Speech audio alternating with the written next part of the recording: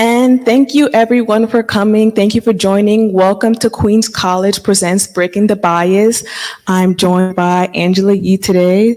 Thank you so much for coming.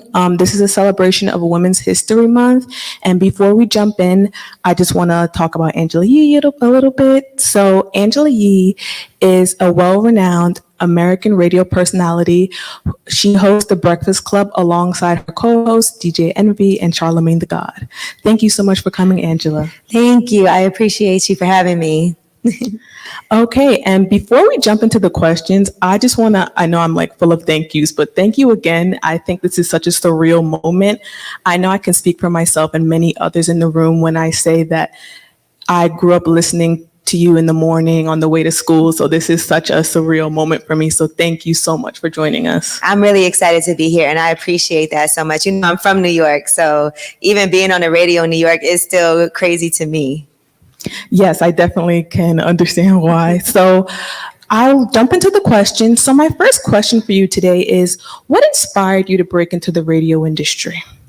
Well, it was all kind of happened by chance. So my background really was in marketing, and I did marketing for a few different companies. I was working for Eminem.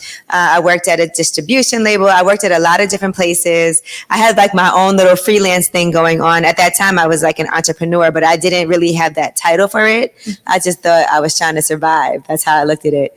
And so it was really because I got fired from a job and I was like, you know what, I'm just gonna do my own thing for a little while to make some money. And so I ended up picking up a lot of different clients, not even thinking like I'm starting my own business. It wasn't even done the right way. I didn't have like an LLC. I was just getting a check every month from different people. And so when I was working for Eminem's clothing line, it's like a whole series of events because sometimes I believe so much in fate and that certain things happen for a reason. So the true part of it is that I was dating this guy and he cheated on me and I found out because I climbed in his window. That's a whole nother story. And there was a girl there. And so after that, I was like, all right. So I took a little break from everything. And then I was like, I just need to do something with myself. Break up with somebody and it can inspire you to want to be better because you also want to be like, yeah, what? And so I was looking online. At that time, it was this Yahoo Hot Jobs, it was called. So I was just looking at like different types of jobs that were available. And so I said to myself, I saw an opening at Sirius Satellite Radio, and I said, this looks like an interesting opportunity. It was in the marketing department. And so Eminem had just launched his station, and I told you I had worked for him. So he had just launched his station there, Shade 45. It was brand new. It had only been a month. Like he literally just had a party to commemorate the station launching. And so I called Eminem's manager, and thank God we still had like a really great relationship. And I told him, I said, look, I would love to get an interview for this marketing position. And I didn't expect him to get me the job. I would never say, help me get this job, but just get me an interview, let them know, and I'll take it from there. And so I went in and he told me, Paul said, listen, Angela, they're looking for a woman to be a co-host on the morning show. And so if you're down to try that, you know, there's an opportunity. It's just an audition. So it's really up to them if they choose to keep you or not. And so I went in and I was given an audition, and it was really like 3 months of working there with no pay. Yeah, they really took advantage of me. Nobody auditions for 3 months, but I was there for 3 months, you know, and then I did an interview with Jay-Z that went so well that they were like, you're hired as soon as I walked out. Interview with Jay-Z. Wow, that's crazy. And so I did a bit of research, and since you brought up your experience with working at SiriusXM, I think that'll lead me into my next question in posing, what was the transition like from SiriusXM to Power 105.1? It was really different because I don't know if you guys listen to SiriusXM, but there's no commercials on there. It's a subscription-based service. And when I first started there, it was mostly truck drivers that had it. And that's because we didn't have Pandora, we didn't have Spotify, we didn't have Apple Music. So truck drivers, when they would go from place to place, it was convenient for them because they had consistent radio stations to listen to. So a lot of times it was truck drivers calling in and there was no commercials. And because it wasn't local, a lot of things that I did, like people would know you from different places. A lot of truck drivers knew me randomly.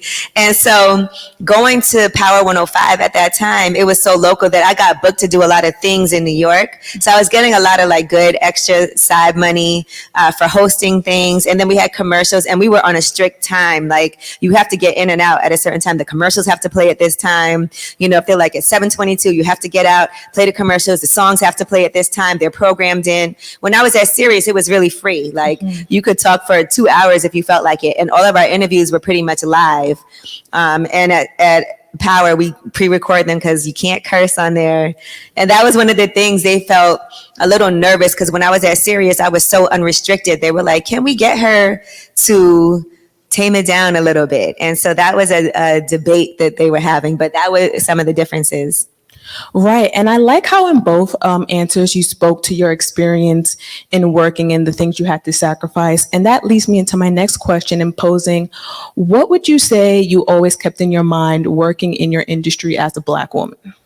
Well, I always kept in my mind that I know all these guys is getting paid more than me because that is the reality and you really have to advocate for yourself. Mm-hmm. And sometimes people don't feel like you belong there. They feel like you got an opportunity just because you're a woman. I remember when I first started at Sirius, I had this background in marketing and I knew a lot of people. Like I had a lot of experience working in the music business. I was a good writer. I did a lot of writing at that time. I wrote for like Vibe magazine. I did like a cover story for Machine Gun Kelly for another magazine. I wrote people's bios.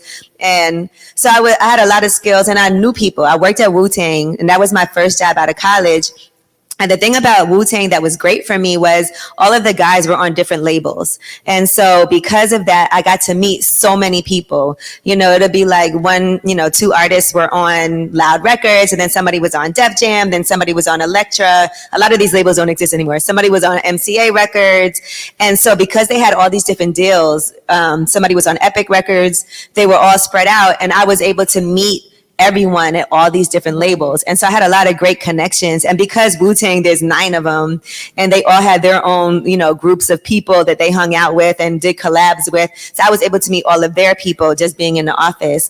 And so that really helped me with radio. But when I first started at Sirius, the people who didn't know me, and my boss told me this later after they hired me, he said that they were like, yeah, she had to have slept with somebody to get this job because how else would she be here? And the truth is that I did have great relationships. Paul Rosenberg let me audition. I worked so hard to be able to stay. Like the show was from 8 to 12. I would be the first one there. And I remember the first day I came in and I was like, okay, I'm gonna get there at 7. No one was there. So I was like standing in between the doors locked out. I couldn't even get in. And so nobody was there. And every day I would be there till like 8 o'clock at night. I didn't go out. I would listen to the show. They would give me a CD of the show every day and I would listen to it. And I hated hearing my own voice. How many people hate hearing their own voice? It's so hard to do. And so I would listen to it and I would be like, okay, I don't like how I said this. I don't like how I say, there were a lot of things I had to critique about myself. And then I would have meetings with our program director all the time and ask for feedback and criticism, no matter how harsh it was. I was ready for it. I actually enjoyed it. And so I did all of those things just for people to say stuff like that about me that really was, and it would be people sometimes that, I actually thought I was friends with. And so I remember it was one woman that I thought we were cool. And turns out she was so mad that I got the job because she worked in media and she wanted it. And she was like, yeah, she did something. So she had to have done that to get this job. So I think it was a lot of that as a woman. And then it's a lot of working harder than everybody and making sure that you're super on point because a lot of times you don't get a pass, especially as a Black woman. So if you don't show up, if you do anything, if you come to work and, they criticize your hair, what you're wearing, if they feel like you're emotional, your tone, your attitude, they told me doing radio, you have to be prepared and be okay with people being disrespectful towards you. and if you can't handle it, this is not the right business for you. And so I think it was a different time, because I hope nobody says stuff like that now, but there were just so many different things that I was told, and even just what I was getting paid, it was a lot of disparity, and people don't like to discuss their salaries. And so sometimes you find out, like, wait, hold on, that person, when you find out what they were getting and what you were doing, and you're like, how come they're getting so much more than me? Right. It's just a lot of different things that I think come into play. But I did learn how to make sure that I advocate for myself, that I never want to feel like I have to be somewhere. I never want to feel like if I don't have this job, I can't pay my bills and I don't know what else I'm going to do. Right. And I really like how you brought up, as Black women, especially, we're our own biggest critics, because we're looking at what everyone else is seeing, and we're told we have to be so much better. So I really liked you embarking on that. And I would also love to know, speaking of this question, do you think your industry can do better with diversity, and how? Absolutely. The first time that I even had a woman as a boss was just a few years ago. Like, my whole time, I've never had that. Wow. And even when I worked at Sirius, I was the only woman on the whole entire station. So that means, like, every part on the weekends, everything, like, that had her own show. And then they would bring a couple of women on, like, oh, I need a co-host. And at that point, I had my own show at night. And then I ended up getting the morning show myself. From a person who had no experience in radio to having, like, her own morning show on a national platform was a really big deal. And so that was one thing. And I always try to put people in position. And I try to do a lot of different things for women, because they used to say, because it was a lot of male truck drivers that listen, that they don't want to listen to women. And so I proved that wrong, because they would have never given me the morning show if they thought I couldn't handle it. They're like, no, people who listen to hip hop don't want to hear women talking. And my show was like the biggest show on the station. And that's how I ended up getting into the position that I'm in now. But those are the type of things, that you have to hear. And I think it's so jarring for someone to even say that, people who listen to hip hop wouldn't want to hear a woman on the radio, because as we see now, women are such a vital part of the hip hop and rap kind of realm. Like, we're such a vital part of that. So I want to thank you again for kind of embarking on that. And I would also like to know, so also I did a bit of research, and you mentioned your time at WuTang, and I wanted to ask, like, what was it like? You mentioned 9 different rappers in one you managing in one corporation. What was it like with all different rappers, all different labels? How did you navigate that? It actually was a pretty good. I would say this: when I first went to work there, people were like, even was nervous, because I was like, I don't know if I could work for all these guys. You have some type of preconceived notion of what they'll be like, but they actually were really great to me. They treated me like family. And I think, like, real men will treat you like that. They're not going to harass you. They're not going to degrade you. They were actually, sometimes they felt like my kids, and sometimes they felt like my parents, depending on the situation. Like, if we would go out to an event that they were performing at, they would not let anybody talk to me. Like, if any guy tried to approach me, they would get, it was just not going to happen. They were very protective over me, and they were so respectful toward me. And so to me, that's the expectation I have. You hear, this is just how men acted. And that's not true. There are a lot of people that inherently know right from wrong. And when you're doing things that you're not supposed to do, and you don't get a pass for that, And so for me, I think it was a great experience just to have that type of. It was interesting, because when I graduated, because I interned there first, and then when I graduated, I actually ended up working there, and I had an opportunity to work at a record label, and my friend was working at the label also. She was an assistant, and she was like, don't come work here, go work at WuTang. She said, because here they're really nervous that you're trying to take their position. And so all they're going to let you do is answer the phone, set up meetings. They don't want you to really learn anything or have too much power. Over there, you'll be able to do everything. And it's true. I went there. It was a very family type of environment. And I was having meetings with the CEOs of record labels. And honestly, I was, sitting down with, like, the president of Epic, the president of Loud Records. And my boss, because he was always traveling and doing things, he gave me so much authority. I remember one day he gave me a check for $1 million. not for me, to deposit. And he was like, hey, can you go deposit this check for me? I'm like, I can't believe I have this check for $1 million. Should I leave? No. but it just felt amazing. And I was in charge of payroll. And when I tell you, everybody would call me for everything, like, oh, dirty bastard. His baby mothers would call me like, oh, he said you got a check up there. I'm like, there's no check here. I promise you. But it was just really like handling people's personal business, and they really trusted you. And to this day, like, all of them are like family to me.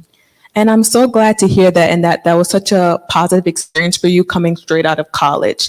And speaking of rappers, I like to shift a bit, and I did some research, and I found that you and Styles P, the rapper from The Lox, founded Juices for Life. And what was that like for you, and how do you incorporate health and wellness into your life? So the story is that Styles P had 3 locations already in Yonkers and in the Bronx, and I wanted to open one in Brooklyn.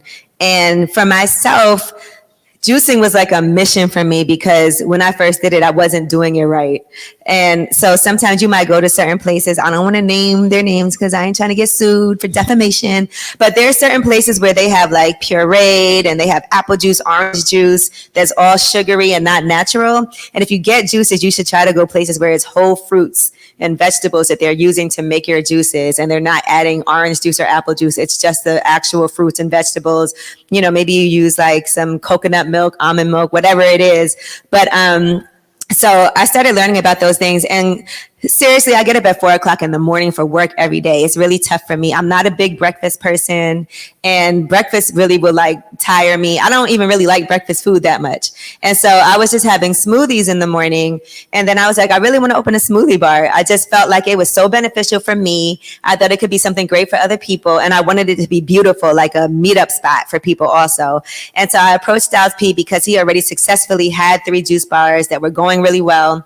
And I was like, hey, I would love to partner up with you to do one in Brooklyn. And he was like, go for it. Like, find a location and I'm in. And so I did. And I do want to say that a lot of times people say they want to do stuff, but they don't really want to do the work. But I was like, I hit the pavement as soon as he said, okay. I was going to look at locations. I got a broker for real estate. I got one of my best friends from high school. She does real estate law, commercial real estate law. So she's the person who negotiated the whole lease for me. So it was at the point where I was like, I found us a spot. I have the lawyer. I have this. I already negotiated the lease. My realtor, my attorney did that. So they came and took a look at it. They was like, okay, you have our blessing to do it. And that's really how it happened. Wonderful. And I love how you spoke on how, people always say they want to do things and sometimes they just don't do it, but you really made your dream come into fruition. So that's so great to hear.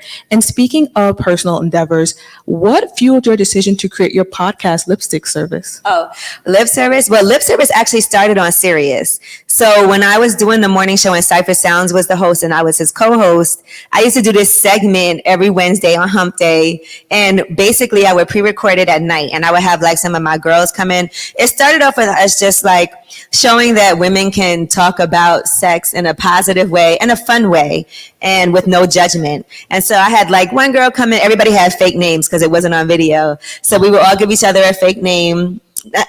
Not me, I have my real name, but they would come in and talk about things. One woman was a receptionist, one of them was a lawyer, one of them was a doctor, and just showing that all women can be sexual beings, but be successful in life. And so that was kind of what I was showing, and it turned out to be so popular as a segment on the morning show that they gave me my own nighttime show. And when I started my own nighttime show, I mean, we had Nicki Minaj on there, we had Snoop on, like everybody wanted to do it. And I remember one day, Daz and Corrupt, they came in and did it. And they told me, they were like, we always get tacos in LA and sit in the car and listen to the show. And Floyd Mayweather would call in just randomly. Like he would be listening to the show in Vegas and he would call and be like, hey, it's Floyd Mayweather. And I'm like, no, it's not. And it really would be him. Like I could see it on the caller ID. And so it was really great. It was educational for a lot of guys because I'm sure y'all know a lot of guys don't know how to do certain things well. And so for them, this was a great way for them to learn these things. And women would be so appreciative, like, thank God. And so that's really how it started. And then when I left to go to iHeartMedia, I didn't do it for a while because I really wanted to just focus on doing the morning show and make sure that that was great. And podcasting wasn't a thing yet. And so when podcasting started to become, more popular, I was like, I should bring this back as a podcast, because people will always say, I miss when you did lip service. I remember Nicki Minaj came on one time and she was like, used to be fun when you used to do that lip service show. What happened to that? And so I was like, she's kind of right.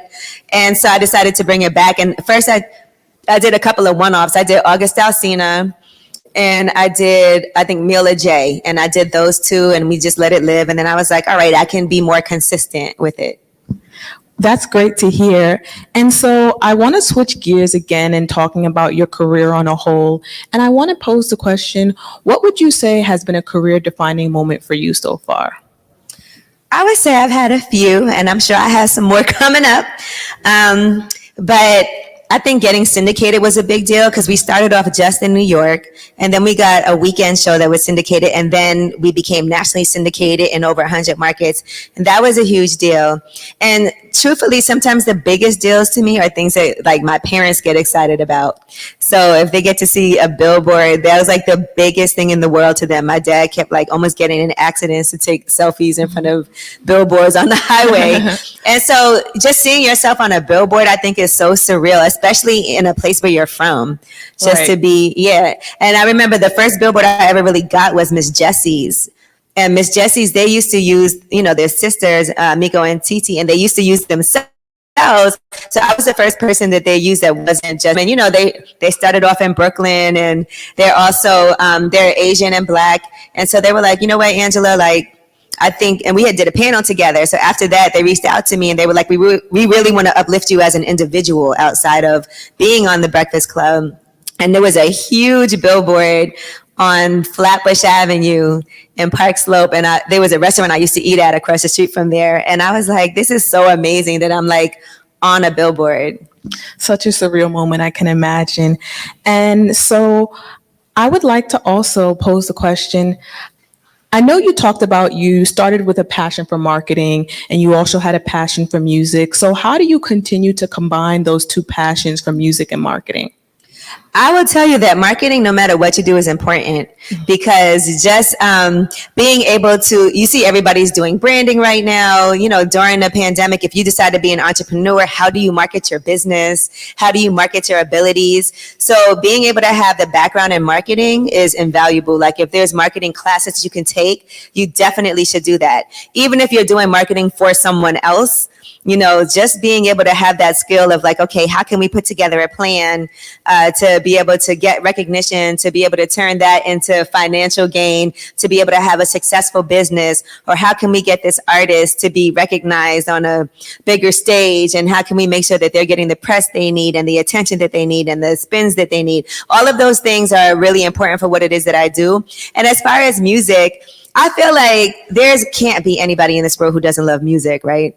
I mean, no matter what type of music it is that you love, music is like, it really is a soundtrack to your whole life. I'm sure there's songs that you could think of that remind you of something. Definitely. Yeah. So like there's songs that remind you of like, a great time with your friends. There's songs that remind you of something celebratory that happened. There's songs that remind you of an ex who you can't stand now. There's songs that you're like, that's going to be my wedding song. There's just a song for everything. Right. And so it's just everywhere. So for myself, just growing up, I loved music so much. My parents had like a record player downstairs, and I would sit downstairs with the record player, and they had a whole bunch of records, and I would just play the records and look at like the artwork on the album and everything. And I would sit there for hours just, listening to old music that my parents had. And I think we all can say we agree and we all love music. And just kind of shifting into more so networking and like getting into new spaces, how do you say, and what advice would you give for breaking into new spaces? So networking is definitely working. That's why that word is in there. Mm-hmm. And so I used to always say, like, it looks like I'm having fun, but for real, I'm working. And that's the truth. No matter where it is that you go, you are networking when you're meeting new people or when you're hooking back up with people who you already know. And so it's so important to go out and support other people. And I think that has gotten me really far. Like if it's an event that somebody has, if somebody invites you to something and you're like, okay, this person's done things for me, they've been good to me, I just like like them. Let me go out and show some support. Sometimes, you know how you don't feel like doing something or going somewhere, but you're like, I'm going to drag myself out and go do this. You never know what that can lead to. Even me being in radio, the person who first hired me at Power 105, he would always see me out and about.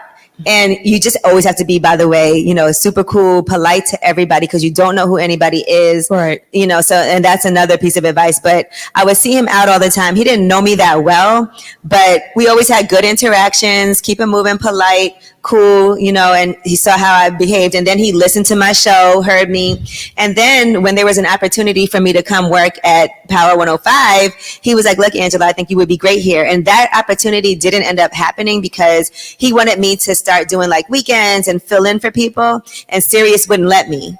And so I told him, I said, look, they won't let me do this right now, but if there's an opportunity for me to get a full-time opportunity here, let me know, and I'm interested. And so it was like a year later, you know, he approached me about something potentially happening. And radio is like, it's a long time, but when it happens, it happens. It takes a long time for, like, somebody might tell you, like, we're looking at you, and it might take 2 years before they eventually hire you. But when they decide they want to hire you, they'll call you, because they called me and they were like, so we want you to do the morning show, but we need you to sign this contract today. Wow. Right. And so never feel pressured to do anything too fast. Well, I need my lawyer to look at it, because I ain't signing nothing without a lawyer. And if there's anything you learn today, do not sign any type of agreement or contract without a lawyer or somebody you know. Important. Yeah, some type of legal, like, you have to do that. And so you know, they actually, it was funny. They told me this story later, because Charlemagne and Envy had already signed their contracts, and Envy was already working at the station. He had a different shift, so it was easier for him. But for me, the reason they do that is because when they hire you, they're letting someone go. And so they don't want it to get out before that person knows. So that means we need to get this contract tonight so that tomorrow morning we can let this person go. That's just how it works. And so, you know, I was like, they were calling me all day, and I was just so like pressured. And so at night I had went back to Sirius, because I actually had lip service that night. So I went back in and I faxed it over at like 8:00 at night. And they had been waiting at the radio station all day for me to fax the paperwork back over, but I wasn't signing anything I wasn't comfortable with, you know, and that happened to me twice. Another time when we got our syndicated weekend show, I was on vacation, and they tried to send over this paperwork, and they were like, okay, you know, we want you to sign this contract. You're going to stay on for 2 more years, and you're going to get X amount of dollars for this weekend show. But the contract said that I wouldn't get any more money for 2 years. And I was like, I'm confused. Aren't we doing a good job? Are we doing well? Yes, you guys are. Well, why would I sign something where I don't make more money and I stay flat for 2 years? And they were like, well, if you don't sign this now, then the opportunity is going to go away. And I was like, y'all are going to have to hire somebody else, because I'm not signing something that I'm not comfortable with. And so they ended up just doing an amendment, and I ended up negotiating my contract later. But I was like, you guys aren't going to bully me into signing something where I really screw myself over. And so that's just something I learned too. And as a woman, like, they'll try it with you. They'll be like, everyone else did it, you did this, the opportunity is going to go away. And you don't want to lock yourself into something and then be mad about it, because that's not good for anyone. And I like how you remarked on advocating for yourself, because I think it's so important to advocate for yourself in any space you're in, because if you don't, no one else will. So I really like that you remarked on that. And I also like to ask, so you just mentioned that they faxed you over paperwork when you were on vacation. So how do you maintain that work-life balance and that separation, if you can? Yeah, it's hard, because I'm on vacation right now.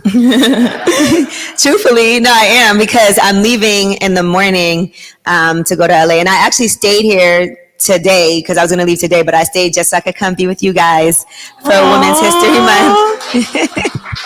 I didn't want to miss it. And so you have to decide what your priorities are and what's important to you. And sometimes your priority is money, and you're like, okay, you know, there's times when I drop stuff because there's a great paycheck involved, and I'm like, okay, I got to do this. But sometimes your priority is somebody's getting married that's important to me. My business partner in my coffee shop got married last year, and it was the same time as the iHeartRadio Music Festival, the same weekend. And they tried to tell me, well, you know, you can't miss. I was like, listen, guys, my partner's getting married. and I'm going to that. I don't know what to tell you. I've been at this festival for like 6 years in a row. I'm gonna miss it this year. And they were like, okay, you know what? That's fine. Like, go handle your business.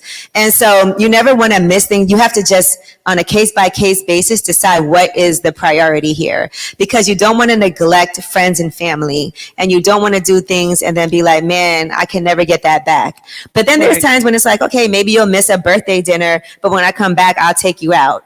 Or I'll send a bottle of champagne, even though I can't be there. You know, there's things that you can do, but you just have to decide for yourself what's important to you. When I was earlier on in my career, work was over everything. You know, I was making all kinds of sacrifices, but now I feel like I'm at a point where if I can't do something, I just can't do it, because my own life is more of a priority, and I've earned that for myself.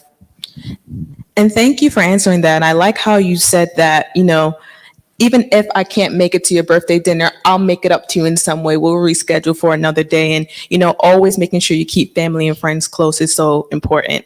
And on a lighter note, I would love to ask, what is your favorite part of your job?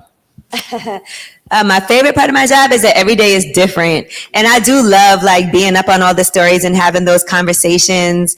And I love the fact that people can sometimes be so affected by what you do. Like if somebody has a book out and they come on the show and they're like, oh my God, I came on your show and now my book is #1 on Amazon. Like that means a lot to me when we're able to have that type of effect to positively help somebody else. I think that's amazing. Or when people are so excited. We did this whole thing for Black History Month, and the part of it I did was I had 3 different women who were entrepreneurs, 3 different Black women come to my coffee shop, and we sat down and had a conversation about being an entrepreneur. And they were so excited for the opportunity. Like to me, I was just like, okay, I hope they want to do it. This is amazing. You know, I want to have them here. But they were like, you know, when people are like crying because they're so, it's a big deal. And sometimes I don't understand myself, like what a big deal it is for people to get that exposure, especially when you're a business owner and every little thing matters and everything helps and everything costs and you're able to help. Like those things are like what really moves me, and it's exciting for me. And I like how you remarked on bringing the 3 Black women into your space and, you know, giving a chance to amplify their business and their voices. And in doing different things like that, what do you think is the most important for you to remember when you're amplifying different voices, especially Black voices? I think that it's a responsibility, and you have to remember that I think, like, you know what they say, it's a cliche, but to whom much is given, you know, how does the saying go? Does anybody know? Right. Yeah, thank you. For whom much is given, much is required. And I believe that. Like, I remember when I got to a point where I was like, okay, I'm finally making some money. I was like, I can't do everything just for money. Certain things have to be for philanthropy. Right. And that's why I do a lot of things like, look, I'm on the board for the American Foundation for the University of the West Indies. I'm an ambassador for the New York Public Library. I'm on the board for New York City Housing Authority Fund. Like, there's a lot of things that I do. And it has nothing to do with money. It just has to do with me being like, okay, if there's anything that I can do that can give back, it's important to me. And even if you don't have money, giving back is just shouting out someone's business on Instagram or spreading the word. Or even if someone started a business and you're like, okay, I'm gonna buy a lipstick from her to show my support and then put it on and post it. It's things like that that really mean a lot to people, because we all know somebody that's got a business that would be so happy. And being a business owner, sometimes it's so hard for you to ask for help, or sometimes you feel so bitter, like, I have this, how come my friends aren't supporting me? And we do have to be really conscious and really intentional of supporting people who are close to us, who have businesses, giving our feedback. That's important. That's not money, but we can give you feedback like, you know what would be good if you did this, or, you know, here, I wrote a review for you on Google. Those things are so important and so helpful to people. Yeah, definitely. Being the plug is always really great for people. It's always nice to be like, hey, look, my friend started this, check it out. It's so easy and it's so simple. And speaking of, you know, giving back, I want to talk about how you give to yourself. So how do you practice self-care? So I definitely do yoga, which I enjoy. Do y'all do yoga? Yes, a little.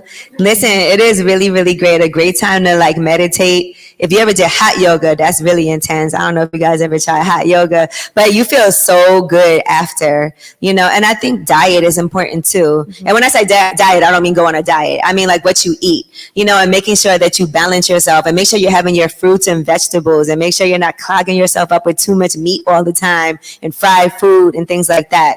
And so just making sure that balance, drinking lots of water, that's important too. Yeah. And so those are things that I do when I know all the time, like I don't get the exercise that I want to get. And sometimes I'm just grinding, but the least I could do is eat a little better. And even there's days that I don't eat so great, I got to make sure, okay, tomorrow I got to do a little better. And it's all about balance in life. And then I think, I love a spa day. And so whenever I can, I get a massage. Massages are important. And I actually have a little massager at home that I could like lean back on. So even if that's what you have to do, that's what you have to do, And I think it's so important to notice how important self-care is and how we all need to take care of ourselves. And we all spend a lot of time giving to many different things and pouring into a lot of different people. Is so important to pour into ourselves. And so I would also love to ask, what do you think it's important for recent college grads, people who are going to graduate and people who are even in college to remember as they're navigating this, this time in their life? I think that if there's something that sparks your interest, then you need to explore that deeper. Sometimes you might have an idea and you're like, you just let it go, but really pay attention to that because you don't know what it can lead to. And if I could go back to college, I wish I would have taken more advantage of certain classes that I was interested in. Sometimes you just get lazy. You're like, wait, I got to do all this to get into that course. I'm not doing that. But I remember like one of my favorite classes was screenwriting, and you had to submit a writing sample and like go through all these hoops to get chosen to be in the class. And I did it. And I was really happy that I did it and that I got into that class. And internships. I mean, I did a ton of internships, and that was really, really helpful to me to do those internships because that's why I had job offers when I graduated. And that also helped me know people and understand like how to navigate certain situations. And so, all of those things helped me. And the other thing I would say is part of going to school is tapping into your alumni network. So in our Career Resource Center, we were able to get internships with people that were alumni. But aside from that, when you graduate, if you see somebody in a place doing something that you're interested in, because you went to the same school as them, send them an email. And don't just send an email, but like do your research on them, so that way when you send it, it's super personal and they'll be more likely to respond to you. And I think it's so important to remember the importance of internships, volunteering, tapping into the alumni network, because it's always about not what you know, but who you know, and that person can elevate you into different spaces. And in speaking about college and navigating through different parts of your life, what would you say, or how would you say more so, you navigate making mistakes in your career? You have to own it because there's nobody who doesn't make mistakes. And sometimes we make mistakes and we try to like cover it up, or we're in denial to ourselves and it just drags out. And so when you make a mistake, sometimes you just have to be like, sorry, I made a mistake. And for some people, that's really hard to say. And so it's important to just be like, sorry, I made a mistake. And one thing I also learned about making mistakes is once you know you did it, have a solution. And that helps so much. If you made a mistake and you're like, look, I messed this up, but we can do this, this, or this. What do you think is a better way to go? And so instead of just making a mistake and like hiding and not returning a call, or not even, or trying to blame it on somebody else, just take the blame. I think that's a really strong and powerful thing to do, to say, I messed up, but here's what we can do to fix this. And let me know if you want me to do that. I apologize. And vulnerability is so important, and just being vulnerable and being like, listen, I messed up. Let's work on a way I can fix it. Or maybe here, I have a solution on how to fix it, is so important. And so speaking of being vulnerable, what do you think, or how do you navigate the pressure of being a Black woman in your industry? I mean, it's always pressure. It's always pressure because a lot of people can get away with things and you can't. There's definitely a spotlight on you. You get blamed for everything. Like I could be on a show. I could not even be there that day, and something happens and they'd be like, I can't believe Angela. I'm like, I wasn't even there. But somehow like everything is your fault.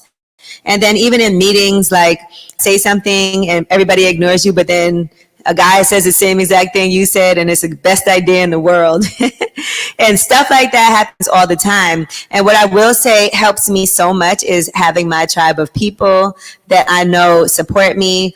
I know that everyone who knows me and has worked with me can vouch for me. And that's important. That's why I say it's really great when you can treat people well, but also just go above and beyond expectations. Because I feel like even though it's annoying that we have to do that, I don't necessarily think it's a bad thing.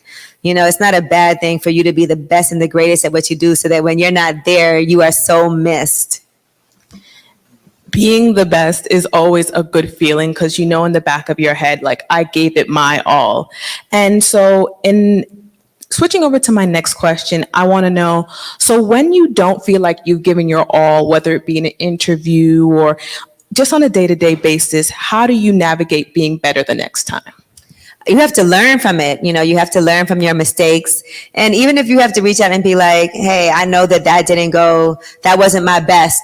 You know, if I can get another opportunity, great. But if not, you have to shake it off and keep it moving. You can't beat yourself up over things because, again, you're not going to be perfect. There's going to be off days. There'll be times that you're caught off guard. There'll be things you didn't expect, you didn't anticipate. But all you can do is say, okay, next time I will make sure that I'm there. Like, listen, you could be having an interview somewhere and get stuck in traffic and end up being late and then have to try to explain it. There's all kinds of things that can go wrong. All you can do is try to minimize the risk. That's why no matter what, everywhere I go, my friends would tell you I'm always early for everything. Like, they think it's so annoying. But even when I go to the airport, I'm there like 2 hours early for my flight just because I like to be relaxed. I don't like to be like, oh my God, there was a long line. Now I missed my flight one time early on that way because the line was so long. I was there on time. So now I get there super early. And I also have everything I could possibly have. I have like clear, I have pre-check, I have everything so that it just minimizes the chance of there being any type of risk.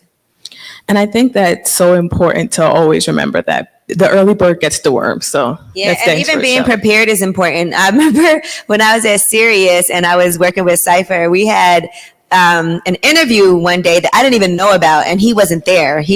He just wasn't at work that day, and there was an interview on the schedule, and the woman walked in, and I really did not know anything about her, right? She was coming from Howard Stern's show, but she was a pretty big deal, but I just didn't really know her. I'm going to say, you know, Dita Von Teese, does anybody know who she is? I'm familiar. But she was, I think she's a Marilyn Manson or something like, but she has like her own makeup line. She had a lot of things going on, but I really wasn't prepared, and I felt terrible. Like, she sat down and I should have just said, I'm not doing it. Cause she was there for Howard Stern for real. This was just something extra. But, you know, I just didn't even know what to say and ask her. And I felt so bad because I never want anybody to feel like I didn't think that they were important enough for me to do some research and have some good questions. Right. And so that's probably the only time that ever happened to me where I was totally caught off guard, not prepared. And so preparation is really important when it comes to making sure that you can minimize the chances that you'll make a mistake, being on time and being prepared and doing your research. So many important gems. So we're going to switch gears now to a Q&A session where we're going to take some questions from the audience. So we'll start with our first question. And didn't she do a great job? Yes, she did. Thank you, everyone. She has a soothing voice. I feel like I was on Behind the Music. Any questions? Speaking to the mic. So, thank you for coming, Angela Yee. And I actually got one quick question. So, of course, you know it's about like the recent events of Black Lives Matter, like prior to 2021 last year, but also like from history and time to time, right? I just want to say, how would you use your voice or your platform or your brand, your name, to impact the Black community or give back to the Black community? But yeah. Well, I think one of the main things that we do is making sure that we use our platform to give them a voice. I remember when Breonna Taylor, when that whole case was, and when it first happened, nobody was talking about it, right? But then after George Floyd got killed, then everybody was talking about it. And the difference in it was that there was no video. And I remember I was so moved by it that I ended up doing a joint interview. This is the only time I ever did that with Angie Martinez, interviewing Breonna Taylor's mother, Tamika Palmer, just because I was like, we need to talk about this more. Everybody needs to know about this. Everybody needs to be saying Breonna Taylor's name. And a lot of times there's interviews on the show where I read a story in the news and then we talk to and then we reach out to the person, because I know that's something you can't pay for, like a nationwide platform to be able to share your story and let people know what happened and bring more attention to it. So that's one of the main things that I do. And then I also think that donating is important. You know, a lot of activists can't do the work that they do without money. They need to travel, they need to eat, they need to make sure that they're comfortable and taken care of, because we don't want you out here like starving and struggling while you're trying to do this work that's also really stressful and really hard. And so I think that's important too, to support in that way. All right, so thank you for coming out to Queens College and, you know, spreading your gems and advice to us. So I have a question about, like, do you have like any advice to give to young Black women, upcoming artists like myself? I think that it's, you know, it's interesting. A lot of times people will come to me and be like, oh, I want to get played on the radio. And that's never, I feel like, the first step of what, especially nowadays, like, it's nice to hear yourself on the radio, but there's so many different avenues to explore. I think as an artist, it's important for you to have like a team of people that you can work with. Producers, a videographer, somebody that like believes in you so much that they're going to go really hard for you. And so you need that support, because I think artists can't do it by themselves. You can't be your own manager, your own videographer, your own producer, and try to do the things that you do. So it's important for you to link up with some of the right people that can push you in the right direction, and other artists too. You need that community where you're going to showcases and supporting them, and they're supporting you. You're working on stuff together, inspiring each other, struggling together. Those are times that are like, you'll never get back. You know how some artists, you'd be like, damn, they sounded better when they didn't have it like that. But I think community is one of the most important things. And then documenting yourself. You know, even like if you have shows, videotaping yourself, it's like watching your plays in football, so you can figure out, okay, I did this, I did that. I need to do this better. I could have did this. I could have interacted with the crowd more. And I think being places, because a lot of stuff gets done online, and that's great and cost effective too, because, you know, you can post videos, you can do things, you can post your music, but it really does make a big difference to be in rooms with people. I have a question. Thank you so much again for being here. My question is, when you said that about being in a male-dominated field and how sometimes you could say something and someone speaks over you and they're Einstein, that resonated, I feel like, a lot with all of us. So my question is, in a male-dominated field, how do you make sure your voice is heard, and how do you stay poised while doing it? Yeah, I think, you know, we've seen some great examples of that, but you can just say, excuse me, I'm talking, thank you. Because it's sometimes hard to have that confidence, but you can say stuff and be loud and proud and polite at the same time. And sometimes if you have to snap a little bit, it's what you have to do. But I also think it's understanding that you don't want people to, there are people that will try to purposely knock you off your square. And you have to be aware of that too, and not let that happen, and be really like, a lot of this is very mental, and you have to analyze situations and say, okay, what is the purpose of this person doing this to me? And sometimes you have to go above somebody's head. You know, I've had to do that before, where I've had to go above somebody's head and go to their boss and express myself and document things too. If there's ways that you can email, I always tell people, if you're having issues with somebody, send emails, because you're going to need those emails later on as proof. I have a quick question. As everyone say, thank you again for coming here. We have a lot of college kids here in audience and live streaming. I just wanted you to talk to them about their next step. You know, give them a little, how was it for you from your undergrad experience to into professional world? If you could just let them know how it is for the next step, because I definitely think they will learn from that.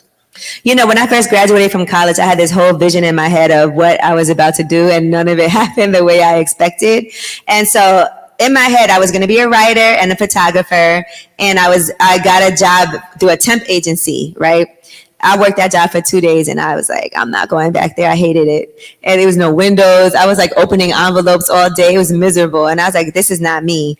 And so after that, that's when I ended up working for WuTang after those 2 days, you know. But I would say sow those seeds. Like I was telling you guys, internships, so important. Keep in touch after your internship. Do a great job in your internship. I had one internship where there was 12 of us and at the end, I was the only one left. And so you might feel like I'm getting paid very little, or I'm not getting money at all, but you still have to act like you're making $1 million and do the best job that you can do, because you never know who's watching you. Even if you have to get your foot in the door in a department you're not interested in, because at that place I interned in like the business and legal department. I didn't really care, but I met everybody else in like the promo department, the marketing department, the PR department, and I would go to them and be like, do you need help with anything? And I would be there like I wasn't even getting paid anything at all, not even lunch. Okay, sometimes like a kind soul would buy me lunch, but I wasn't getting anything. And so those internships, it will set you up great for when you graduate, because do a great job and there'll be a job offer for you after that, or there'll be a good recommendation to somebody else who that person can say, oh, my friend is looking for someone to do this, because I've done a lot of recommendations for people who were great. And then I've had people ask me for recommendations and I know they wasn't that good. And so I can't put my name out there for you like that. But again, you never know who's watching you. So always make sure you put your best foot forward and be flexible. You know, sometimes you have a plan in your head and things don't work out. That's okay. That's fine. Like, you have time to change your mind. I started doing radio when I was 28 years old. And some people might feel like, oh, that's, you know, too old to try to switch careers. And I ended up taking a humongous pay cut when I first started to even go and do that, just because it was a whole new thing. So everything's not about money all the time too, because you have to start somewhere, and the money will come if you're great at what you do and you're passionate about it and you love it and you go really hard.